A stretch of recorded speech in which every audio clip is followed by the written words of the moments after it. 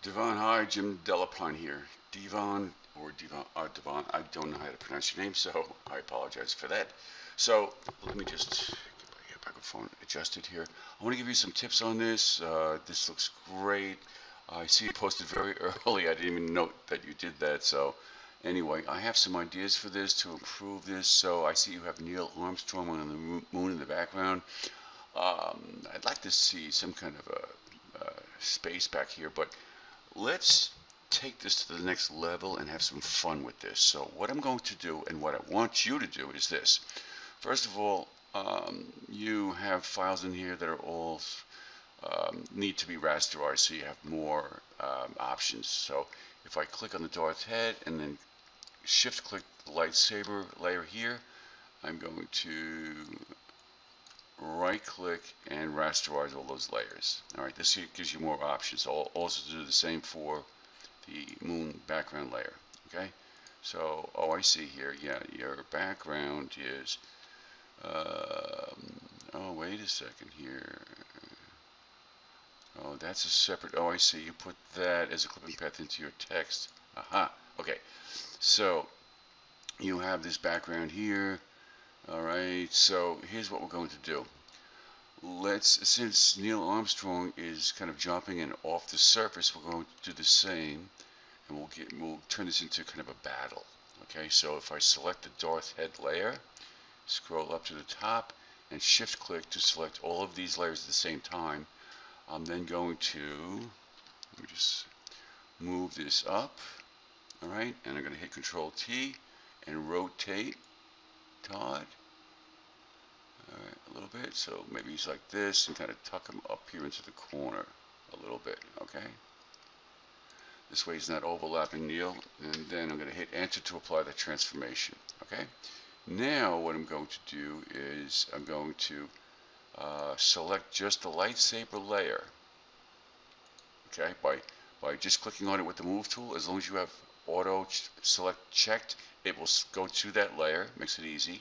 So it's your lightsaber layer. I'm going to hit Control or Command J to duplicate that layer, okay, Control or Command J, so I have a duplicate.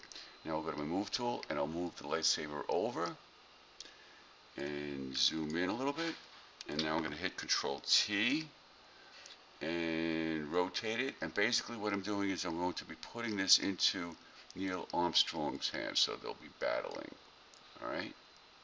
Alright, so notice I'm rotating this. Now I'm going to scale it down so it's in proportion. I'm going to take the center point here and bring it here, and now everything will scale into that center point. So if I go to this corner, click and drag in, hold down Shift and Alt, that will scale into that center point. Okay, so I think something like that would be suitable. And then I'm going to let go with my Shift and Alt and then hit Enter. Okay, so now to make it look like it's in his hand, let's see here. It's kind of vague, but actually I think I'll rotate this a little bit more.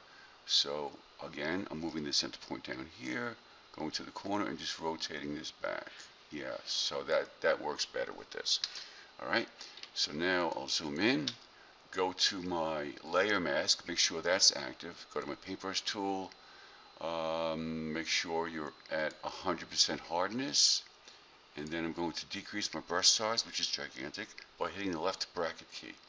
Okay, left bracket key to the right of the 0, right, and I'll make it small, and I'm basically painting with black on the layer mask to mask out that part of the lightsaber, and you're basically making it look like he's holding it. Okay, if you go too far, you can bring it back by now painting with white.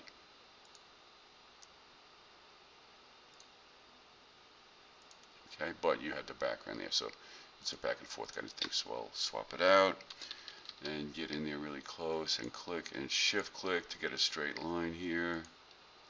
You did a good job with the layer masks, by the way. And then just mask out to make it look like he's holding it. Alright, now here's something else we're going to do. You want him to make it look like he's holding it. See this background image? It's a poor quality image, and you can see the difference here. All these JPEG artifacts, that's not good. So that background image is poor quality. So, but we're working with what you have here. So now what we'll do is we'll create a shadow onto the lightsaber from his hand. Okay. So you're going to do this. You're going to create a new layer on top of that layer, and then you're going to control click on the lightsaber copies layer mask. Control or command click on it. That puts a selection around the layer mask. Okay? I'm now going to, with layer 2 active, right, this new layer, I'm going to make the foreground color dark gray. So I'm going to click on the foreground color, just click over here to get a dark gray, and then I'm going to go to my brush tool, paintbrush tool, make it 0% hardness, okay, and then I'm going to paint here, right, so the selection is keeping it retained within that selection. All right, you may want to increase the brush size so you get more of a spray kind of with that. So you're basically creating a shadow that looks terrible right now, but now we're going to put that layer into multiply mode. All right, that's a true shadow. Right, so now it looks more realistic. If you want it a little darker, you can choose a darker gray to paint with. Okay, so there you go. All right, so that's what I want you to accomplish. All right, for that. And now what we'll do is we'll take it another step further. I'll hit Control D to deselect, and we're going to create an adjustment layer for that, which I had asked that everyone do, and I see you have no adjustment layer and no save selection. All right, so so now for that layer, all right, the copy layer, you're going to click down here and create a Hue Saturation Adjustment layer. All right, and then you're going to immediately create a clipping mask out of that by Alt or Option clicking in between the layers, and that attaches it. And now when you change this, it will change the color. All right, so we'll make it green. All right, so if this was, so you see what it affected there? So the hue changes the color, saturation changes the intensity of color, lightness obviously is darkness and lightness. Okay, so I'll click to close the properties panel, and if this was not a clipping mask, this is the result. Okay, you see it affects all the underlying layers. Okay, so just make sure that that is clipped, and you will have accomplished that task. All right, so Hard is now off the surface. They're in battle. So you can also, so this shadow, you may want to blur this a little bit by going to Filter, Blur, Gaussian Blur, and this here will blur the shadow to a certain degree. You don't want to blur it too much, but he's off the surface, so, all right, so hit OK, and you may want to move it down just a little bit, but you want it to appear as if he's off the surface and this shadow is being created by him being off the surface, because that adds to his location.